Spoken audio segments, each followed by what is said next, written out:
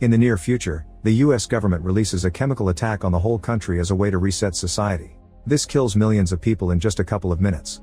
Afterward, the government does nothing to keep society in order, so survivors have two options. They can join one of the gangs that control the territory and are constantly fighting, or be a domestic, which means they just want to live in peace. A few months after the attack, domestic couple Mark and Nina are loading their car because they'll travel to Milwaukee to find Nina's parents. Mark's friend warns him of the dangers on the road, but Mark insists he must go to support Nina because he still loves her even though they were considering getting a divorce before the attack. During the trip they listen to a radio host who reminds domestics to stay away from the freeways, keep an eye out for snipers, and shoot anyone dressed like a ghost because they're part of the Sheets gang. Sometime later the car starts to malfunction, so they stop at an abandoned garage. While Mark is working on the vehicle, three men enter the shop. They don't see the couple in the other room, so Mark very carefully moves to get back in his car. Suddenly a truck bursts into the shop and the drivers of the Sheets gang open fire to kill the three men. It takes Mark a few tries to start the car and the noise gets the Sheets' attention, but luckily the vehicle finally gets going and the couple drives away right before the Sheets can hurt them. On the radio, they learn that the Sheets are in a turf war with the Nailers. Late in the afternoon, they decide to stop at an abandoned house to spend the night. Nina searches for supplies while Mark checks every room just in case, eventually finding a dead couple in the bedroom. The bloodstains show they were attacked and mutilated before their death, so Mark covers the bodies as a last merciful gesture. Then Nina tries to contact her mom using an old radio, but nobody answers. That night Mark updates his map before going to sleep with Nina, unaware that a man outside is watching them. The next morning the man and his friend are beaten up by a group of Nailers, who threaten to kill them with a chainsaw if they don't tell them where to find a woman. The terrified man informs them where to find Nina, but he and his friend get shot to death anyway. Moments later the couple hears the Nailers approaching the house on their bikes, so Nina runs to hide in the attic and puts on headphones to avoid hearing what's about to happen. When the Nailers enter the house and start searching the rooms, Mark sneaks around with a screwdriver and quickly kills an intruder by stabbing his head from behind. Then he tackles Nailer Dean to the ground and fights him until he manages to stab him in the stomach and an eye to kill him too. Afterward the couple leaves in the car, not noticing someone is watching them. During the trip, they hear on the radio that a person from the Cherry gang is out on the streets saving women and killing anyone who gets in her way. When the couple finds a supermarket, they stop to get supplies only to be found by an armed man. Their fear doesn't last much though, because Nathan takes off his mask and shakes Mark's hand, explaining he was the one watching them to be sure they're friendly. The conversation is interrupted when they hear a car approaching, so the trio runs to hide behind the shelves while the Nailers enter the store to look for Nina. The men barely take a few steps before they're all shot down to death by Nathan's son Steven, who has been hiding behind a counter all along. Afterward Nathan convinces the couple to join his family for dinner and they leave in his tow truck, which is dragging Mark's car. When they're about to exit the parking lot, they're blocked by a gang known as the Plowboys. The leader Jim says they're just patrolling the neighborhood because they heard the Gamblers gang is around. There's a woman called Betsy trapped in the Gamblers truck and Jim reveals she's the Cherry mentioned on the radio, yet he's already taking an interest in Nina. Steven gets his gun ready to shoot if necessary, but Nathan has a good relationship with Jim and convinces him to open the road so his group can leave. They don't notice they're being watched by Dean, who is alive after all. Later Nina and Mark have dinner with Nathan, his wife, and his two kids. The tension between Nina and Mark while they talk about their life is pretty clear, but Nathan and his wife are affectionate and even dance together. After dinner, Nathan tells Mark the hamburgers they've eaten were made with human flesh. Feeling sick, Mark asks Nathan not to tell Nina the truth and announces they're leaving. However, Nathan forces him to stay with a deadly threat. Suddenly Dean enters the house using Nathan's daughter as a shield. He asks for Nina and Mark, and Nathan agrees to exchange them for his daughter without hesitation. As Dean pushes the girl forward, Steven sneaks around to cut Dean's ankles, causing him to fall and fire his gun. Nathan's wife is shot down as Mark drags Nina away. Then Steven jumps on Dean and starts stabbing him over and over while Dean reaches for his gun. Outside, the couple hears a few shots before taking Nathan's car to escape. Once they're back on the road, Nina says she doesn't want to travel with Mark anymore and the couple gets into an argument about the situation. The Gamblers see them coming and spin a wheel, which lands on a skull. This means the sniper must open fire. The bullet hits Nina in the shoulder, so Mark immediately turns the car around to return to town. Meanwhile, Nathan calls Jim to tell him he can have the couple. Jim gets excited and goes looking for his men, only to find them all dead. Suddenly Betsy hits him from behind with a pipe to knock him out, then she frees all the women the gang captured.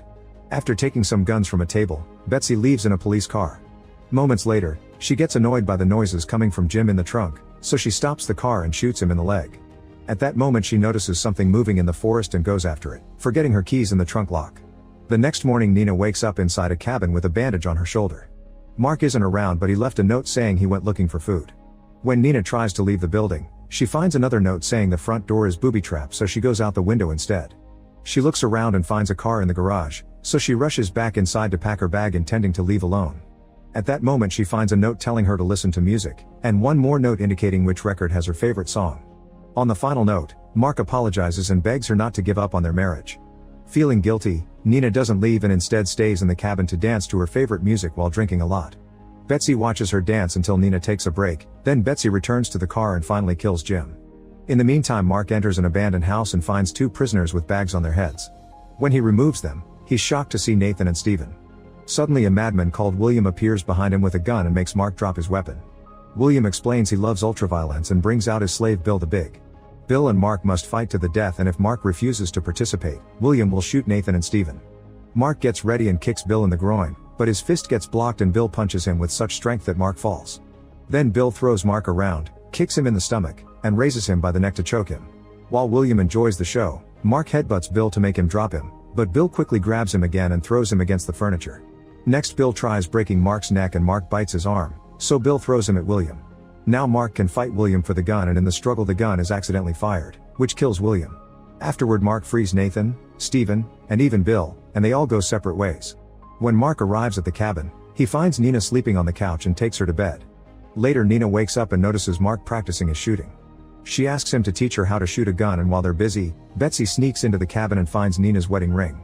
After shooting practice, Nina takes Mark to the garage to show him the car she found, and Mark gets nostalgic because he used to have the same model. Remembering the good old days, the couple gets naughty in the backseat. At that moment the gamblers show up because this is their car. They immediately capture the couple and spin a wheel to decide what to do with them. Since it lands on a spade, Nina and Marl get thrown in cages and taken to the gamblers' headquarters in a motel. The place is a complete mess and people are drinking or fighting in every corner. The receptionist takes their names and realizes they're married, so he sends them to the Snake Eyes suite. There, a host starts taking bets while the couple gets a hand tied to the chairs and the other hand painfully drilled into a pair of guns on a table. One bullet is loaded into each gun to play Russian roulette, and the host warns them that if they don't shoot the gun when he tells them to, 2 more bullets will be added. If they survive 6 rounds, they'll be allowed to leave. Mark tells Nina to shoot without hesitation, but Nina negotiates with the host. She wants 3 more bullets in Mark's gun, and in exchange they only have to surround 2 rounds. The host agrees, and after the bullets are loaded, the game begins. The gamblers count down and both guns are fired, but nobody gets hurt. Unfortunately, on the second round Nina's gun shoots the only bullet and it lands in Mark's shoulder. Wanda starts fighting another gambler over the bet money and the host gets distracted by trying to calm them down. Nina keeps on pulling at her bindings until he frees her hand and steals the host's gun from his boot. She shoots the man twice before firing at the table to release their hands. As she helps Mark walk, Nina uses the gun as a threat to keep everyone at bay and shoots the host again when he tries asking for help, finally killing him. Wanda wants revenge, but nobody is armed in that room, so she tells the others to let the couple go for now. As soon as Mark and Nina are out, Wanda and the others run to get their guns. The duo tries to find a working car and is seen by snipers on the roof, but before they can open fire, they're shot down by Betsy first. The couple drives away in a car as Wanda and the other gamblers come out with open fire, but they don't land any shots. A frustrated Wanda punches a fellow gambler before announcing they're going after Nina. A few hours later, Mark wakes up in Nina's childhood home in Milwaukee. The neighbors tell Nina that her father died of an illness and her mother self-deleted to be with him, which they know thanks to a letter she left behind. After Nina reads the letter, she asks the neighbors how they managed to keep a peaceful life in the suburbs. They explain the gamblers sometimes try to invade, but they've set up a system of car barricades, take turns as snipers on the roofs, and there are explosives hidden in a mailbox connected to some barbed wire. While looking at all the traps, Nina is happy to bump into Phil, an old friend of her family. In the meantime, Betsy also arrives and hides in the house across Nina's, keeping an eye out for any enemies. Sometime later, Nina notices Phil talking on a walkie-talkie, and when she tries to get his attention, he runs back into his house. A suspicious Nina sneaks around to spy on him and discovers that Phil has been in contact with the gamblers, who will be coming soon. At the same time, she notices a little girl on the street, so she drags her into the house with her right before the gamblers arrive. Then Nina gives Mark a gun and tells him to protect the child while she goes out to fight. The gamblers leave their cars and look around until suddenly Nina opens fire, killing a few gang members. The group rushes to hide behind the car and fires back, forcing Nina to take cover. Betsy takes the chance to open fire too, killing a bunch of gamblers in quick succession, thanks to her machine gun. With the gang turning to attack her instead, Nina tries to take a moment to reload. A gambler approaches her from behind, but before he can act, Mark shoots him through the window. Wanda refuses to give up and wants to keep fighting, so the neighbor on guard duty starts shooting as well from the roof. Betsy runs out of bullets and has to hide while Nina throws a homemade smoke grenade into the middle of the street. In the house, a gang member surprises Mark from behind and starts choking him. Mark breaks the horn from the man's mask and stabs him in the eye before tackling him down to stab him in the chest, making sure he hits the heart this time.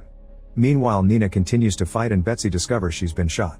At that moment, the Plowboys arrive looking for Betsy to avenge Jim, but they get stuck in a gunfight against the gamblers. The gangs keep shooting at each other while the Plowboys' truck easily destroys the car barricade. Nina uses the chance to activate the barbed wire, and as soon as the truck touches it, a big explosion brings it down. The neighbor guard comes down and shoots the last gambler man, only to be quickly killed by Wanda. Inside the house, Betsy approaches Mark and gives him back Nina's wedding ring. At that moment, Wanda comes in and shoots Betsy in the head. She gets ready to kill Mark too, but Nina shows up and brings her down first. Now that all the gangsters are dead, Nina goes to Phil's house to kill him too, but he's already dead. After confirming Phil has a gang tattoo, she sees her father's favorite gun on the table and takes it back. On her way out, Nina sees the child staring creepily at Phil's house, making her wonder if she did it since there were rumors of a gang formed by children. Afterward, Nina gives Mark her father's gun and in return he puts the wedding ring back on her finger. Once they've recovered from their wounds, the couple goes back to the road to hunt down gang members and protect other domestics.